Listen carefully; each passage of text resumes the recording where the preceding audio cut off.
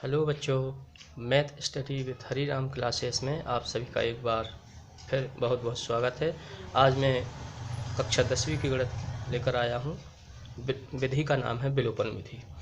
तो जैसे जब दो चर होते हैं जैसे x और y, तो इसमें एक चर को विलुप्त करने की विधि को विलोपन विधि कहते हैं। खाली स्थान वगैरह में ये आ जाता है, इसका ध्यान रखना। अब दो चर में यदि x और y में किसी भी चर के यदि चिन्ह समान है, चिन्ह समान अर्थात यदि x के मान या y के मान में से कोई भी या तो दोनों प्लस के हों या दोनों माइनस के हों, तो समीकरण को क्या करते हैं, घटाते हैं। ठीक। और यदि x और y में से किसी के चिन्ह असमान है अर्थात या तो x के मान प्लस माइनस के हों या माइनस प्लस के हों या y के हों, तो समीकरण को जोड़ते हैं। ठीक। और जब घटाते हैं तो चिन्ह बदलते हैं नीचे वाले समीकरण के, जोड़ने पर कोई चिन्ह नहीं बदला जाता। परंतु एक बात का और ध्यान रखिए, यदि हम देखते हैं कि x या y में से किसके गुणांक समान है, सबसे पहले ये देखना है कि जैसे एग्जाम्पल में मैंने लिखा है, जैसे यहाँ 3x लिखा, ऊपर x लिखा है, यहाँ y लिखा, नीचे माइनस y लिखा है, यहाँ y के गुणांक समान है और चिन्ह कैसे असमान, तो यहाँ समीकरण को जोड़ने पर लिखते हैं। ठीक। अब चलते हैं प्रश्नावली का पहला प्रश्न 3.4। इसमें दिया है समीकरणों के युग्म को विलोपन विधि तथा प्रतिस्थापन विधि से हल कीजिए। तो सबसे पहले हमें ये देखना है कि हम प्रतिस्थापन विधि तो पिछली प्रश्नावली में हल कर चुके हैं। तो प्रश्नावली का पहला प्रश्न देखना है हमें, x धन y बराबर 5 और 2x माइनस 3y बराबर 4। इसका हल देखते हैं। ठीक है। तो सबसे पहले ये सवाल है x धन y बराबर 5 और 2x माइनस 3y बराबर 4। तो ऐसी स्थिति में हम ये देखेंगे कि यदि x के गुणांक समान करेंगे तो घटाने पर लिखेंगे, और यदि y के गुणांक चिन्ह चूंकि असमान है, यदि y के गुणांक समान कर लेते हैं तो समीकरण को जोड़ने पर लिखेंगे, क्योंकि जोड़ने पर सरल हो जाता है सवाल, इसमें कोई चिन्ह नहीं बदलना पड़ेगा। तो यहाँ लिखेंगे, अब चूंकि y का गुणांक कितना है यहाँ 3, तो 3 का गुणा समीकरण 1 में और नीचे समीकरण 2 में 1 का गुणा करने पर। नीचे यहाँ लिखना भी है आपको कि समीकरण 1 में 3 और 2 में 1 का गुणा करने पर। तो 3 का x में गुणा करेंगे 3x धन 3y बराबर 3 5 15। समीकरण नंबर इसको देंगे 3, क्योंकि 1 और 2 तो इसके लिए नंबर दिया है। अब नीचे वाला 1 का गुणा करेंगे तो ज्यों कहते हो। अब चूँकि चिन्ह इसके कैसे हैं, असमान, इसलिए लिखेंगे जोड़ने पर 3x 3y प्लस का 3y माइनस का ही कट जाएगा, और यहाँ 3x में 2x जोड़ेंगे 5x, यहाँ 15 में 4 जोड़ेंगे 19 हो जाएगा। ठीक। तो x बराबर 5 कहाँ जाएगा, बटे में, x का मान आ गया 19/5। अब x का मान समीकरण 1 में रखने पर, जो एक समीकरण है इसमें रखना है, तो x की जगह हमने रखा 19/5 धन y बराबर 5 ज्यों कहते हो। अब 19/5 का हम पक्षांतर करेंगे तो -19/5। 1 और 5 का एलसीएम कितना होगा, 5। तो यहाँ पर यदि 1 और 5 का एलसीएम है तो यहाँ क्रॉस मल्टीप्लाई हो जाएगा, 25 माइनस ज्यों कहते हो 19 एकम 19, 25 में से 19 घटाएंगे इतना बचा 6/5। अब आंसर लिखेंगे x बराबर 19/5, y बराबर 6/5। अब देखते हैं इसका चौथा क्वेश्चन जो बटे वाला है। तो प्रश्न है चौथा, x/2 धन 2y/3 बराबर -1 और x माइनस y/3 बराबर 3। अब यहाँ पर ध्यान देना कि इन दोनों के बटे में यहाँ 2 है, यहाँ 3 है, तो 2 और 3 का एलसीएम कितना होगा, 6, और नीचे बटे में केवल 3 है। तो समीकरण 1 में यहाँ लिखेंगे, समीकरण 1 में 6 का गुणा और समीकरण 2 में 3 का गुणा करने पर, गुणा करने से क्या हल होगा, देखिए 6 गुणा x/2 प्लस 6 गुणा 2y/3 बराबर -1 गुणा 6। अब 3 का गुणा करेंगे 3x माइनस 3 गुणा 3y y/3 बराबर 3 गुणा 3, माने पूरी समीकरण में गुणा करना है। तो यहाँ 2 का भाग 6 में देंगे 3 बार जाएगा, सो कितना आ जाएगा 3x। 3 का भाग 6 में दिया जाएगा तो 3 दूनी 6, 2 दूनी 4y हो जाएगा, बराबर 6 एकम 6 माइनस का 6, इसको हम देंगे समीकरण नंबर 3। ठीक। अब आगे देखते हैं कि 3x, ठीक है, जो दिया है कि 3x ज्यों कहते हो। अब यहाँ 3 से 3 कट गया, माइनस y बचा और बराबर 3 त्रिका 9। अब यहाँ पर क्या करना हमें, चूँकि चिन्ह x के समान किए हैं, इसके गुणांक समान किए हैं, तो यहाँ लिखेंगे हम घटाने पर, और 3x से 3x ये यहाँ माइनस का हो जाएगा, ये माइनस है तो ये प्लस हो जाएगा, तो ये 9 प्लस का है तो माइनस का। अब नीचे का नया चिन्ह देखकर हमें काम करना है, तो 3x प्लस का माइनस का कट गया, 4y प्लस 1y कितना होगा 5y। ठीक। बराबर माइनस के 6 और माइनस के 9 कितने हो जाएंगे, माइनस के 15। तो y बराबर हो जाएगा -15/5, 5 एकम 5, 5 तिया 15, तो y बराबर आ जाएगा -3। अब यहाँ बटे में भी आप लिख सकते हैं, यदि बटे में हल नहीं करना है तो इसी समीकरण में भी हम y का मान रख सकते हैं। तो बटे की समस्या से अगर छुटकारा पाना है तो समीकरण 3 में रख दीजिए, तो y का मान समीकरण 3 में रखने पर, ठीक है, तो 3x धन 4 गुणा, क्योंकि 4 का y से गुणा है तो y का मान है -3 बराबर -6। तो 3x ये माइनस इधर आ जाएगा, तो -4 दिया 12 बराबर -6। तो -12 का पक्षांतर करिए तो -6 धन 12, तो 3x बराबर 12 में से 6 कम करिए बचे 6, तो x बराबर आ जाएगा 6/3, 3 एकम 3 दूनी 6, x बराबर आ गया 2। आंसर डाल के लिख देंगे x बराबर 2, y बराबर -3। इस प्रकार से x और y का मान आ जाता है। अब देखते हैं प्रश्न दूसरे का इबारती प्रश्न। तो दूसरे का पहला है, यदि हम अंश में 1 जोड़ दें और हर में 1 घटा दें तो भिन्न 1 में बदल जाती है। यदि हर में 1 जोड़ दें तो भिन्न 1/2 हो जाती है। तो भिन्न क्या है, देखते हैं इसका हल।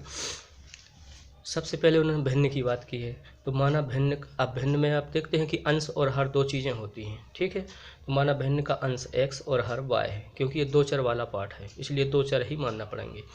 इसलिए भिन्न क्या हो जाएगी, अंश बटे हर होती है भिन्न, तो x/y। अब इन्होंने पहली शर्त में कहा है, यहाँ लिखेंगे पहली शर्त, पहले भिन्न लिख लेंगे x/y। इन्होंने कहा है कि अंश में 1 जोड़ने पर और हर में से 1 घटाने पर, ठीक, भिन्न क्या हो जाती है, 1 हो जाती है। यानी अंश में धन 1 करना, हर में -1 करना, बराबर 1 लिख देना। अब इसका तिरछा गुणा करेंगे बटे 1 मान के, x धन 1 का गुणा 1 से होगा तो x धन 1 बराबर y-1 का 1 से गुणा होगा तो बराबर y-1। y का पक्षांतर करिए, इधर आएगा माइनस का, +1 इधर जाएगा तो -1, ठीक। अब क्या करना है, -1 -2 हो गया, ये तो बन गया समीकरण 1 बन गया जी, ठीक। अब क्या करना है, दूसरी शर्त के लिए हमें फिर से भिन्न लिखना है x/y। अब दूसरी शर्त में मैंने कहा कि हर में 1 जोड़ दें तो भिन्न 1/2 हो जाती है, तो केवल हमने +1 नीचे किया है, बराबर 1/2 लिख दिया प्रश्न के अनुसार। अब क्या करेंगे, तिरछा गुणा करेंगे, तो तिरछा गुणा करेंगे, 2 का x में गुणा होगा 2x बराबर y धन का 1 से गुणा होगा तो y धन 1 बराबर में। अब y का पक्षांतर कर लीजिए, -y बराबर क्या बचेगा, 1। अब समीकरण, अब यहाँ पे ध्यान देना थोड़ा सा, ये y के मान कैसे हैं, समान हैं, इसलिए हम सीधा लिख देते हैं समीकरण 1 से और 1 और 2 से, हमने ये दोनों समीकरण लिख लिए।